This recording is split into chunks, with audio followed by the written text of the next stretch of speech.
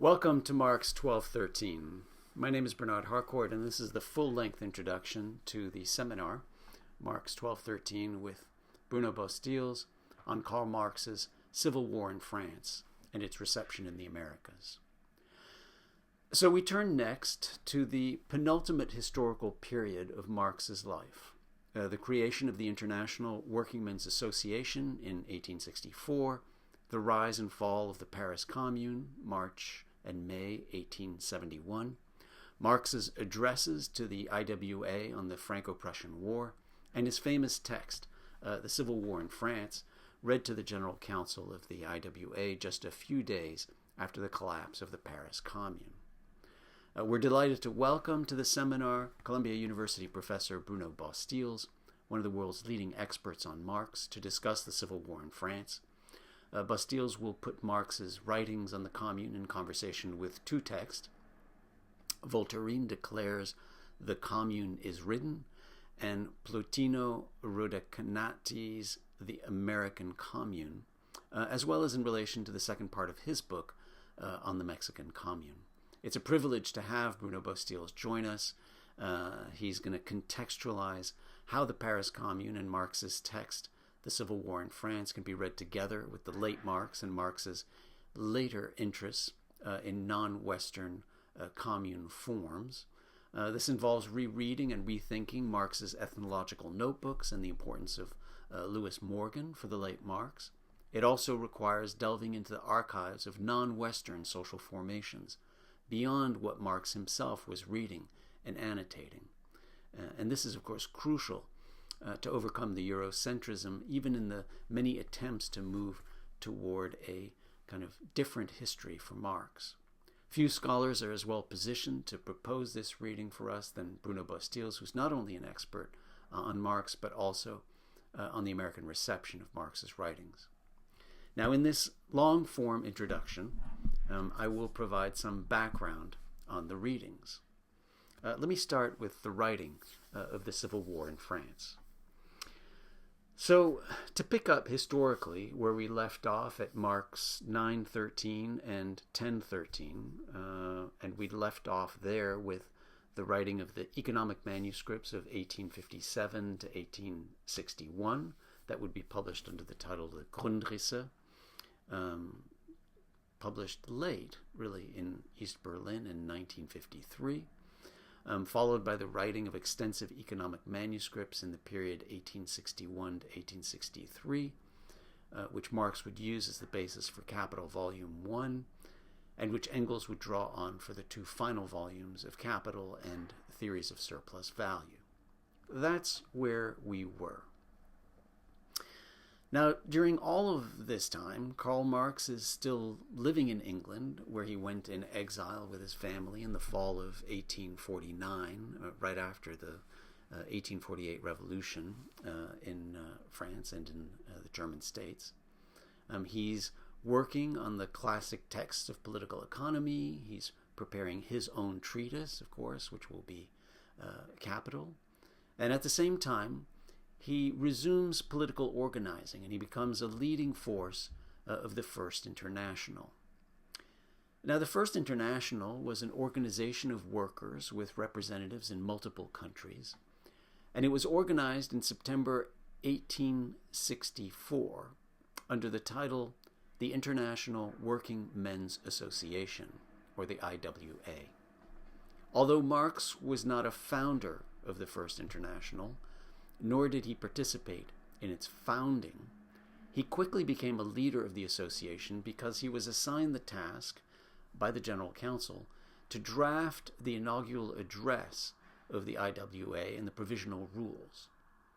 Like with the Communist Manifesto Party in 1848, Marx became the theoretician of the IWA because of his writing and his assignments as the author of their principal texts. There too, as in 1848, but now in 1864, Marx is negotiating power relations between the French Proudhonists, the German Lassalleans, the British trade unionists, other Republican Democrats, some members of the Communist League, right? And he ultimately steers the IWA in his direction. Marx became the corresponding secretary for Germany early on, and then joined the General Council. The First International held its first full Congress in 1866 in Geneva, and for that meeting, Marx was assigned and wrote instructions for the delegates that were largely reformist delegates, and what Marx wrote was also largely reformist, advocating for labor legislation like 8-hour working days and trade unions. There were lots of power struggles among the German Social Democrats, the French Proudhonists, the English trade unionists that continued during the Congress of 1867 in Lausanne and then in 1868 in Brussels, eventually favoring the public ownership of mines, forests, railways, roads, and canals.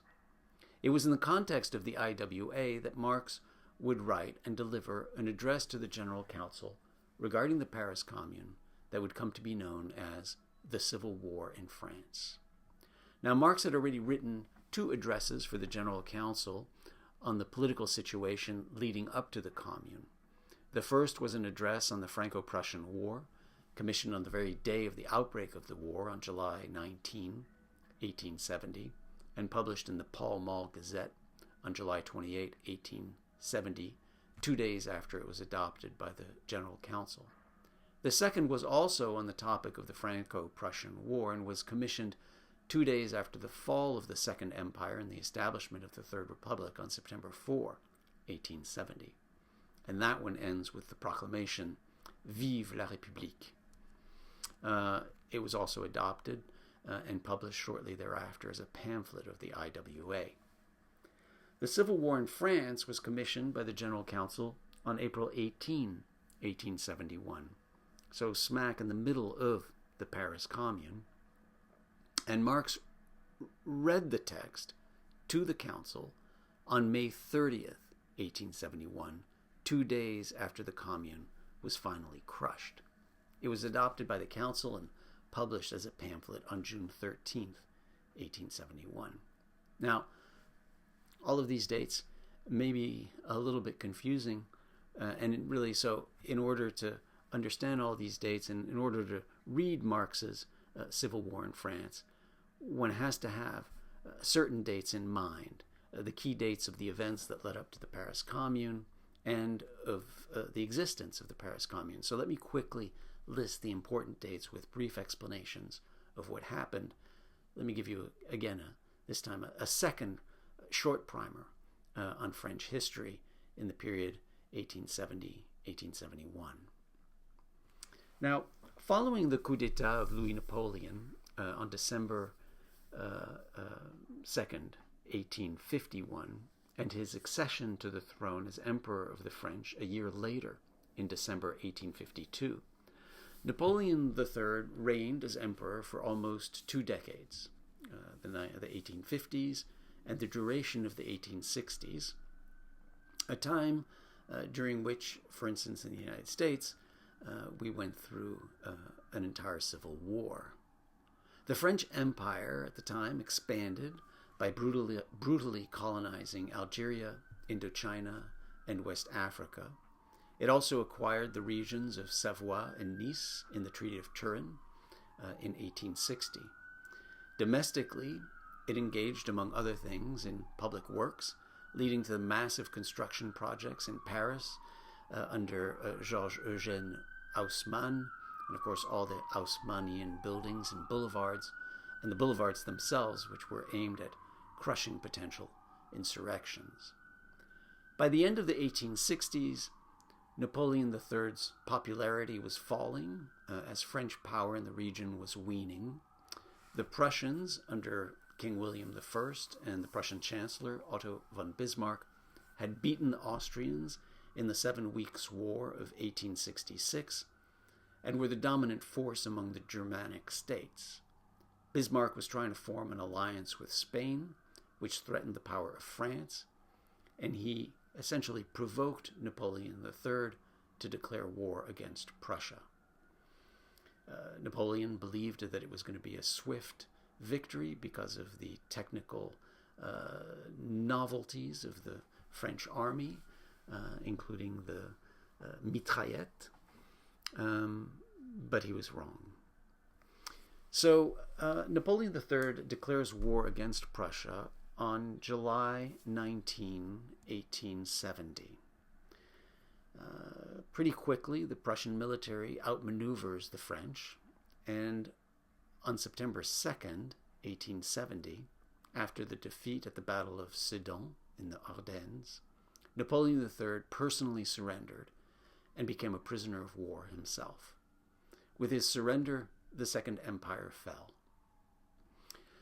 2 days later, on September 4, 1870, a new French government of national defense was formed in Paris and declared the establishment of the Third Republic. Léon Gambetta, Adolphe Thiers, and Jules Favre were among the leaders of the provisional government. A few weeks later, on September 19, 1870, Bismarck's army began to lay siege to Paris, while fighting continued in other parts of France under Gambetta. On January 28, 1871, the provisional government surrendered by means of an armistice that included the election of a French National Assembly to ratify the terms of any peace settlement. Adolphe Thiers, who became the executive of the provisional government, negotiated the peace settlement and signed the peace settlement on February 26, 1871. That settlement was ratified by the French National Assembly on March 1st, 1871. The National Assembly at the time was dominated by royalists, and the Parisian Republican workers who had fought to avoid capitulation feared that the National Assembly at Versailles would restore monarchy. Thiers decided to disarm the Parisian militia, known as the National Guard, and it's at that point that Parisians revolted against the provisional government in Versailles. On March 18, 1871, Parisian Republicans and workers rose up against an effort to withdraw cannons defending the city, and it's that day that the Commune was informally declared. Similar communes also arose in Lyon, Marseille, Toulouse, and elsewhere, but those were pretty rapidly crushed, leaving the Paris Commune as the only city in revolt against the Versailles government. There were municipal elections in Paris on March 26, 1871, and the revolutionary communards won, resulting in the formation of a government consisting of a coalition of Jacobins, Proudhonists, and Blanquists.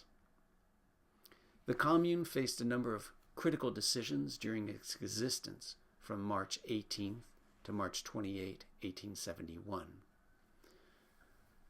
First, how aggressively to fight against the Versailles government and whether to attack the government at Versailles. Second, whether to seize the Bank of France, which was located in Paris. Third, what social and political measures to enact for the Commune. These would be questions that Marx addressed head-on in his pronouncements on the Commune. So while all of this is going on May 10th, 1871, the Versailles government signed the Treaty of Frankfurt with Bismarck, which provided for the annexation of Alsace and Lorraine by the Germans and severe imposition of financial penalties. A couple of weeks later, on May 21, 1871, the Versailles government troops entered Paris, and during what is known as the Semaine Sanglante, the Bloody Week, from May 21 to May 28, 1871, the government troops crushed the communards. It's believed that about 20,000 Parisian revolutionaries were killed during the fighting. On May 28, 1871, the Commune officially ended. This was followed by draconian widespread repression, including mass executions, arrests, and deportations. And you can still see the marks of those executions and the repression in the streets of Paris today. The Franco-Prussian War ultimately led to the establishment of the German Empire under William I of Prussia. William was actually crowned as the German Emperor during the war on January 18, 1871 in the Palace of Versailles. It also produced a decades-long confrontation between the French Third Republic and the German Empire that ultimately sparked the First World War. Okay, with those dates in mind, then, it's a lot easier to read Marx's essay, The Civil War in France. So let me turn to that text now. Marx wrote and delivered the essay to the First International in English. So what we have is not a translation, but the original in English. The address begins with a takedown of Adolphe Thiers, who is described as that monstrous gnome, and much of the address is a venomous attack on Thiers and the perceived traitorous acts of the Versailles government, who are portrayed as perhaps even more evil than Bismarck himself. Marx refers to the Versailles government as, quote, the counter-revolutionary conspiracy. And this reference to the counter-revolution evokes, of course, all of Marx and Engels' writings about the repression of 1848 and 1849, of the revolutions on the continent. From my perspective, the main contribution of the essay is that Marx expands on what he characterizes as a new form of government, a new society, what he refers to as a completely new historical creation. Marx uses the Commune, the model of the Paris Commune, to imagine a new political form, what we might call, with him, a self-government of the producers. Now, referring to an outline of a possible roadmap that the communards had drafted, Marx suggests that the communards intended that the Paris Commune would serve as a political blueprint to be replicated throughout Paris, even in the smallest communities. In urban as well as rural areas, the standing army would be replaced by a national militia. The workers would be armed. Rural communities would administer their own affairs by an assembly of delegates in the central town. These district assemblies would then send deputies, as Marx explained, would send deputies to the national delegation in Paris, each delegate to be at any time revocable and bound by the mandat impératif, the formal instructions of his constituents. Under this model, the role of a central government would be dramatically curtailed. The few but important functions which still remain for a central government were not to be suppressed, as has been intentionally misstated, but were to be discharged by communal and therefore strictly responsible agents, Marx wrote. The idea is that the functions of the state would be continued, would be exercised, but they would be exercised by the communal agents.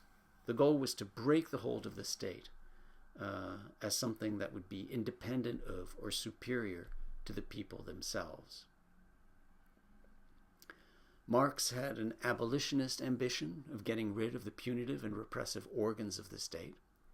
He writes, quote, the merely repressive organs of the old governmental power were to be amputated. This would be achieved by arming the people and eliminating the standing army. The police were effectively to be abolished. The punitive and repressive functions were to be eliminated. Those who formerly policed would now serve the commune. The coercive forces of religious institutions and the church were also to be suppressed. The spiritual force of repression, the parson power, was to be disestablished and disendowed. Universities and educational institutions were to be transformed. They would be open to the public for free, and therefore freed from the interference of the state and of the church. Thus, Marx writes, not only was education made accessible to all, but science itself freed from the fetters which class prejudice and governmental force had imposed upon it.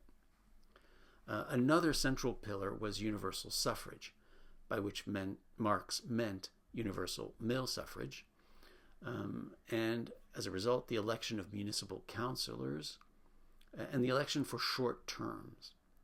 Because of the composition of the Parisian population, which was made up mostly of working class, Marx believed there would be a majority of working men elected, or representatives of the working class.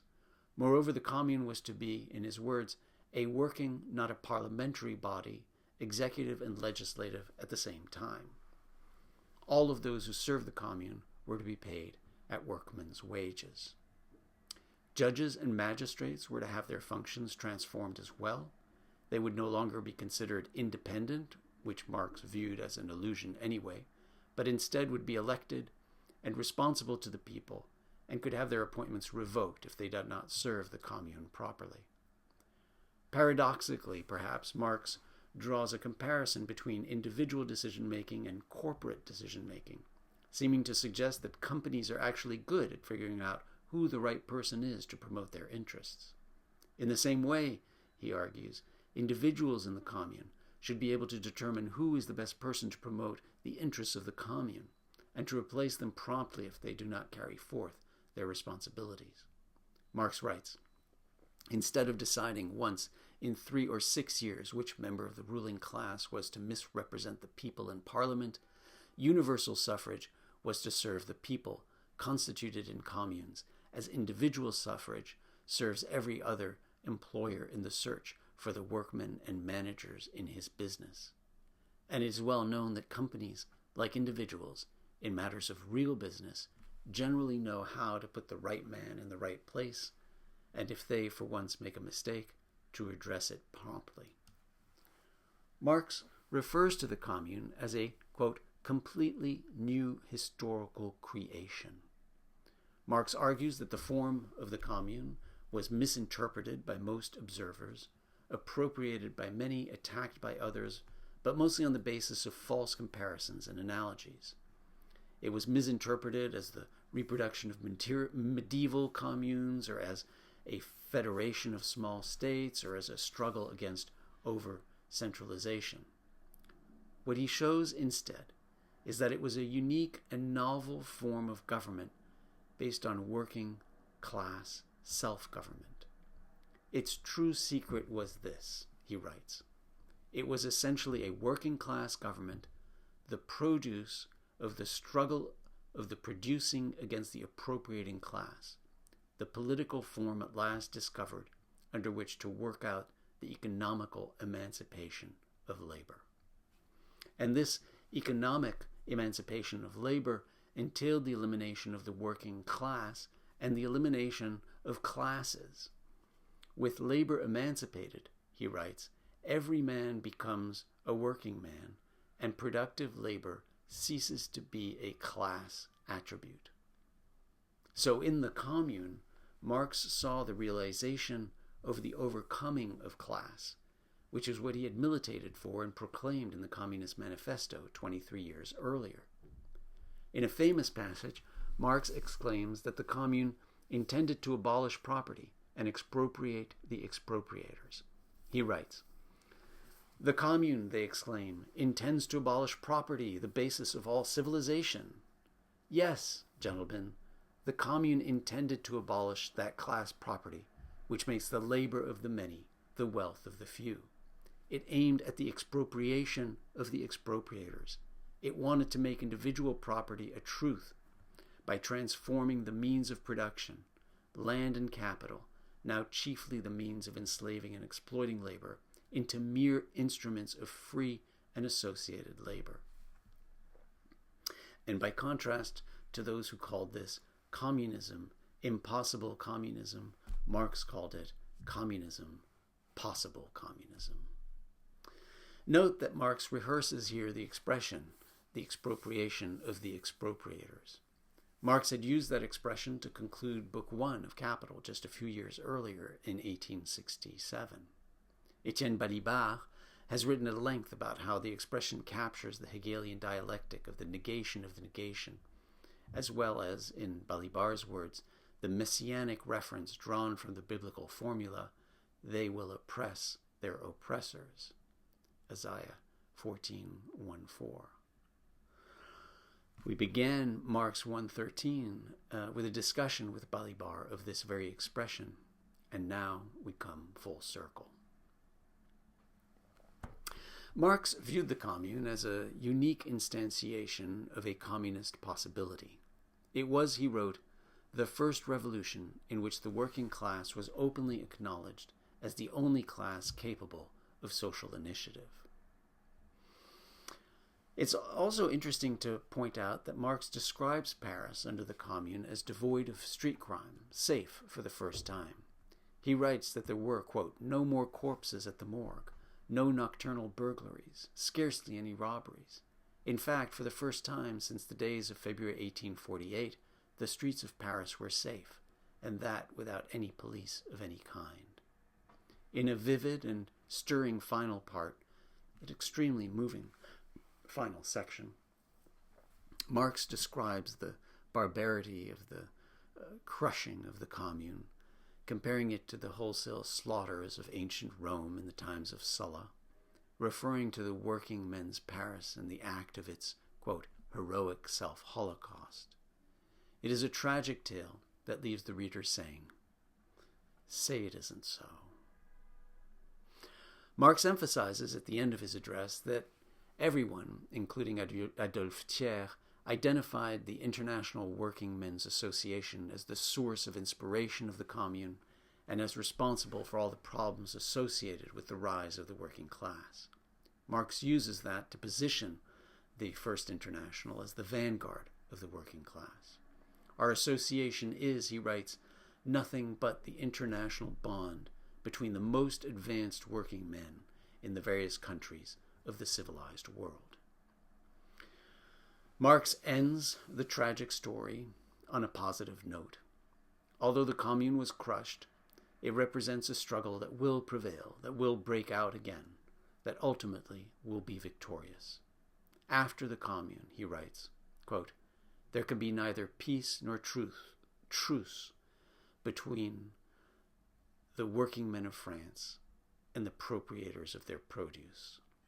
The battle must break out again and again in ever-growing dimensions, and there could be no doubt as to who will be the victor in the end, the appropriating few or the immense working majority. And the French working class is only the advanced guard of the modern proletariat. So the work is really a story of good and evil, and of the triumph of evil. It's a stirring message of hope, though, and it foreshadows a victory to come. It's a call to arms, a proclamation of faith, despite, or perhaps because of the magnitude of the defeat. Marx's text, and more generally, or more importantly, the Commune itself, has played a towering role in the revolutionary imagination ever since. This is evident in the two texts that Bruno Bosteels brings to our attention and that we will use to contextualize the text of the Civil War in France at the seminar. Let me say a quick word about those two texts. The first is Voltairine de Cleyre's text, The Commune is Risen, from 1812. Voltairine de Cleyre, 1866 to 1912. Did I say, I meant 1912. The Commune is Risen, 1912. Voltairine de Cleyre, 1866 to 1912, was an American anarchist poet, writer, and leader whom Emma Goldman referred to as, quote, the poet-rebel, the liberty-loving artist, the greatest woman anarchist of America. Born and raised in poverty in an abolitionist family in Leslie, Michigan, Voltairine de Cleyre embraced poetry and anarchist philosophy at a young age and became a staunch critic of sexism, inequality, and capitalism. The Haymarket Uprising and severe repression in 1886 converted de Cleyre to anarchism. In 1892, at the age of 26, de Cleyre settled in Philadelphia and founded a social group called the Ladies' Liberal League. The group's purpose was, quote, not to smile men into ticket buying and shame them into candy purchase, she said, but to host discussions on sex, prohibition, socialism, anarchism, and revolution. Following an assassination attempt on her by a former student of hers with mental illness in 1902, de Cleyre became a penal abolitionist, which is really remarkable how early it was in 1902. Now, her poem, tract, The Commune is Risen, which we read for this seminar, was published in Mother Earth in March 1912, a month before her death from a cranial infection on April 17, 1912, at the young age of 45. The poem, tract, is an ode to the Paris Commune, but at the same time, a searing critique of the communards for not having properly waged battle against the Versailles government. De Cleyre is deeply critical of the communards' failure to seize the Bank of France. She writes, quote, every day throughout the life of the Commune, the Bank of France had been allowed to transmit the sinews of war to Versailles, the social blood been drained to supply the social foe. That failure reflected, to de Cleyre, the communards' Achilles' heel, the fact that they ultimately respected property. Contrary to what Marx was arguing in the Civil War in France, because you'll recall that what Marx was arguing was that the communards themselves, right, were trying to abolish property. De Cleyre proclaims that the chief reason that the Commune failed was that the communards respected property, or as she put it more eloquently, quote, in the hour of necessity, the communards were not communists. They attempted to break political chains without breaking economic ones, and it cannot be done. On her view, they were not sufficiently anarchist. They respected the state. They did not attack the French state, instead bolstered the state by both maintaining institutions like the Bank of France and by failing to enact a more radical anarchism. Quote, because she had not asked enough, de Cleyre writes, because making war upon the state, she had not made war upon that which creates the state, that to preserve which the state exists. She's referring here to property, but also to the condition of possibility of the state. The communards had not sufficiently attacked the concept of the state. At the same time, though, this is an ode to the Commune. De Cleyre is writing at a time of global uprisings in 1911, 1912. She mentions explicitly China without giving details, but that's at a time in China of the Qinghai Revolution that overthrew the Qing dynasty and imperial rule and led to the establishment of a republic in China on January 1, 1912. She mentions the mining worker strikes and unrest in France, Germany, and Austria. But her main object and source of inspiration are the land revolts that are going on throughout Mexico. In her words, all over the land, from the border to Yucatan. The Mexican Revolution erupted in November 1910 and would last for 10 years. 1911 was a real turning point with the armed uprising led by Emiliano Zapata in Morelos, demanding law reforms. And it's on this note that de Cleyre ends her poem, referring to the ghosts of communards past, deported and buried around the world. In the roar of that fire, we hear the commune's earthquake tread, and know that out of the graves at Père Lachaise, out of the trenches of Satori, out of the fever plains of Guyana, out of the barren burial sands of Caledonia, the great ghost has risen, crying across the world, Vive la Commune. Now, as for our second text, more than 40 years earlier, from Mexico, another call to revolution invoked the ghost of the Commune, and that is Plotino Rhodakanaty's The American Commune from 1877. Plotino Constantino Rhodakanaty, born in 1828 and died around 1890, was an anarchist who spent most of his adult life in Mexico. The details are hazy, but Rhodakanaty was apparently born in Athens and lived as a young man in Vienna and Paris, where he studied philosophy, imbibed anarchist thought, and met the thinker he admired most, the first self-proclaimed anarchist, Pierre-Joseph Proudhon. After spending several years in Spain learning Spanish, Rhodakanaty set off for Mexico. It was about 1861, to experience and participate in agrarian socialist reforms. There he began to write and advocate and work out his anarchist views. Rhodakanaty published an important article titled La Cartilla Socialista, a socialist primer, in which he espoused the utopian socialist thinker Charles Fourier's idea of agrarian socialism. The text began by asking and answering, quote, "What is the most elevated and reasonable goal that human intelligence can be devoted to? The achievement of universal association of individuals and peoples in order to fulfill the earthly purposes of humanity." Rhodakanaty helped form the socialist student group to spread the message of the abolition of the state, of cooperatism, and universal brotherhood and equality. He founded a school called the School of Light and Socialism, and eventually got involved in the agrarian reform movement.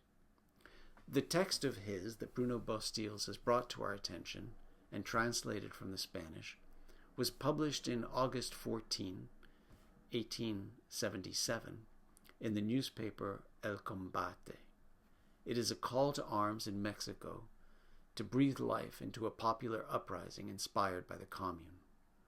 Rhodakanaty writes of the spirit of the Commune as a migrating bird that has taken off from Paris, already passed over the United States, and he's referring to the Great Railroad Strike of 1877, and now hovers over Mexico.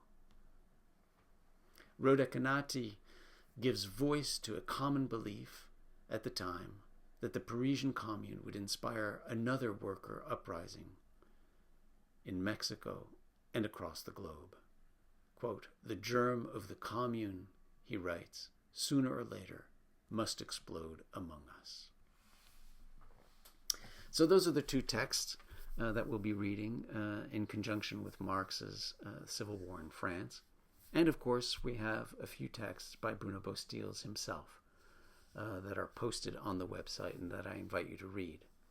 The first includes a text in 11 theses called Theses on Marx that Bruno Bosteels published on the website Communis. And the second is the first chapter of the forthcoming English translation of his book, La Comuna Mexica, the Mexican Commune. Now, in his Theses on Marx, Bosteels takes a contrarian view of practically all hitherto existing forms of Marxism, arguing that in all or practically all cases, they substitute for the revolutionary praxis that they are intended to animate mere philosophical ideas. Bosteels critiques all invocations of Marx's 11th thesis, including his own. His theses on Marx, as opposed to Marx's theses on Feuerbach, taunt the reader. Until unalienated life becomes imaginable, every invocation of the 11th thesis is false, he writes, including this one. We will have to see, but I read this as a provocation to imagine unalienated life, perhaps a first step to changing the world. In that effort to imagine, I take it, the spirit or memory of the Commune, will always play a role. And with that, then, let me end with Marx and with the last paragraph from the Civil War in France. Workingmen's Paris, he writes, workingmen's Paris, with its commune, will be forever celebrated as the glorious harbinger of a new society. Its martyrs are enshrined in the great heart of the working class. Its exterminators history has already nailed to that eternal pillory from which all the prayers of their priests will not avail to redeem them. Welcome to Marx 12:13.